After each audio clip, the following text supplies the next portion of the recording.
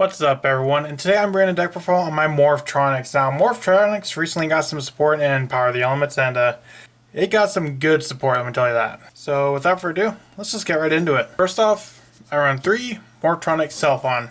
Now, most of all Morphtronics have an effect that changes depending on the battle position. Depending on whether they're in attack or defense, the effect will be different. However, for most of these, you're going to want in attack position like Self-On. The defense position doesn't really matter, but the attack position effect, essentially, you can roll a die and you excavate that many cards and add them and special summon one Morphtronic from what was revealed. So let's say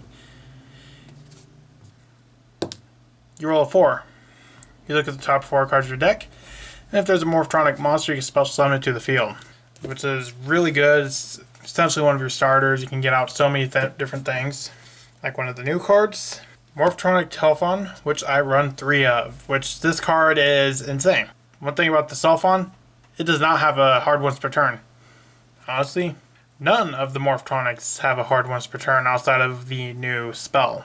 Like, not even Telephone, which is a new monster, that's still just a soft once per turn, like the rest of the Morphtronic monsters. Now, Telephone, you can roll the dice and special summon, gain life points, then special summon from your graveyard a monster with an equal or lower level. And Self-On's level 1, so that's your primary target, so you gotta at least roll a 1, which is always going to be the case. So if you've got a Self-On engraved, this is a monster born for Self-On. You can also be a monster born for Smart Fawn, Scanning, Scoping, whatever you want. And the cool thing about Telephone, it's not restricted to itself.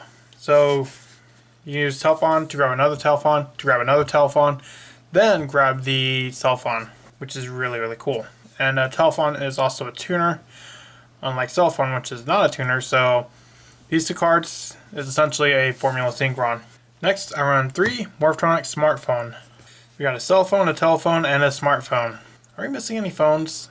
Are they going to give us a Morphtronic flip phone next? I don't know. Smartphone is pretty cool. You can special summon it from your hand by banishing one Morphtronic monster from your graveyard, and while it's in attack position, I'm just talking about the attack position effect for the most part.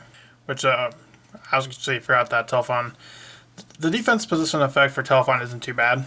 The defense one for Telephone is essentially foolish in a way. But Smartphone, while it's in attack position, you can roll a die, activate that card, and add a Morphtronic card. So instead of specialing like the Self-On, it can add an excavated Morphtronic card, whether it be monster or spell or trap.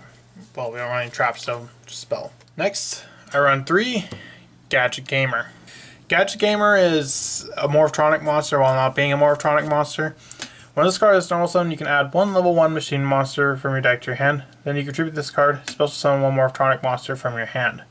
This is a level 1, this is a level 1, and this is a level 1. We run like 9 level 1s. Although you can't really summon the Smartphone out because it cannot be normal summoned, and it must be special summoned with its own effect. Except by Self-On, because Self-On summons them ignoring summoning conditions. Next, I run 3 Morphtronic Scanning. Now, originally I actually wasn't playing this card because I didn't really think it was that good, but then I started testing it out, and actually it is really good. More so for its level, because it's a level 6. So let's say Self-On plus Scan-On. That's a free level 7 Synchro. It's also a tuner, much like Telephone and Smartphone, and has a cool effect while it's in attack position. Once per turn during your main phase, you can add 1 Morphtronic spell trap from your deck to your hand, then place 1 card from your hand on top of your deck. So it's kind of like a trade, but you get to add 1 of your Morphtronic spells. And if it's in defense position, you can add 1 level 4 lower Morphtronic monster from your graveyard to your hand. You're more often going to be going for the attack position effect. Sometimes you might go for the defense position effect. You mainly want it for the level, actually, because with it being a level 6, it allows you so many plays. Next, I run 2 Morphtronic Scoping. Now, Scoping was in attack position. Once per turn, you can special summon 1 Morphtronic monster from your hand. And if it's in defense position, it becomes a level 4. So, really depending on the scenario, sometimes you're going to have an attack or sometimes defense. Attack, it's a free summon from a monster from your hand. Defense, it can increase to level 4, so it can do into level 5 Synchros. Next, I run 2 Morphtronic Boomboxing and the 1 Slingen. The effects of these three don't really matter, it's just that they're Morphtronic monsters, and I want to at least run some higher level Morphtronic monsters that I can get off of Self-On. That way I can, it really helps out with the synchro plays rather than just slowly climbing the way up. Moving on to the spells. We got another new card, Morphtronic Converter. Morphtronic Converter is really good. It's essentially kind of like one of your starters. You can target one machine monster you control, apply the following effects, depending on its battle position. If it's in attack position, you can special a Morphtronic monster from your deck, then place the targeted monster on the top of your deck. And that really works out, because let's say you got Boomboxing on the field. You can use the Converter effect to special the Self-On, which will put the Boomboxing on top of the deck, which you can then use Self-On's effect to reveal it, and then special summon it. So even though the negative of placing it on the top of the deck is a negative, it's not really that much of a negative because it works in the effect of the Self-On. Assuming that's what you get. If you grab something else, then obviously it's not going to work out like that, but most oftentimes you're going to go for the Self-On. Next, I run 3 Junk Box. It's Monsterborn for Morphtronics. Well, at least all of them except Scannon. I also run Morphtronic Repair Unit. Also a Monsterborn, but you have to discard a Morphtronic monster from your hand in order to do that. And, well, Monsterborn. I also run 3 Machine Duplication. Machine Duplication is really good because it works with both the Self-On and the Telephon. And considering neither have hard ones per turns, of course you're going to run it. Now next is a card that a lot of people might not know, and that is the Synchro. Essentially, whenever you target a Synchro monster on the field, return it to the action deck, then special summon the materials used for a Synchro summon. Now, most scenarios, that's an awful card, because potentially it's usually used on your opponent. However, let's say we use the Self-On and the Telephon to go into a Formula Synchron to draw 1 card. Since we can use the Synchro, bring these back, use their effects again since they were brought back, then go back into Formula Synchron to draw another card. It's just, this card just gives you pure advantage. Of course, if you don't have, if you don't go into Formula Synchron, it gets a lot weaker, but you can still use it with other stuff, because most oftentimes you are Synchro summoning using the Telephon or Self-On or Smartphone. And, you know, special summon them allows you to just use their effects again. 2 Pot of Avarice. We go through a lot in this deck. Like, there was in one practice duel, I actually had like 15 cards in my hand and like 30% of the deck in the graveyard. I only have like 7 cards left in the deck just because I just kept summoning, kept drawing, kept summoning, kept drawing.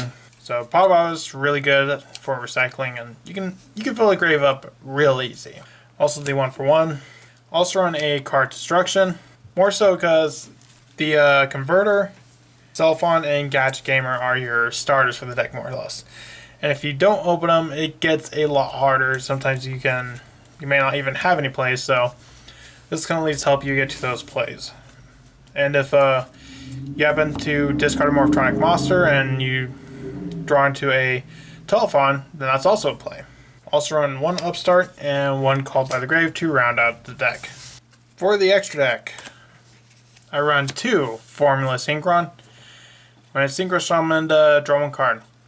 That's more or less it. And also, you can Synchro summon using this during your opponent's turn. Kind of like the Crystal and Hockey Vibrax.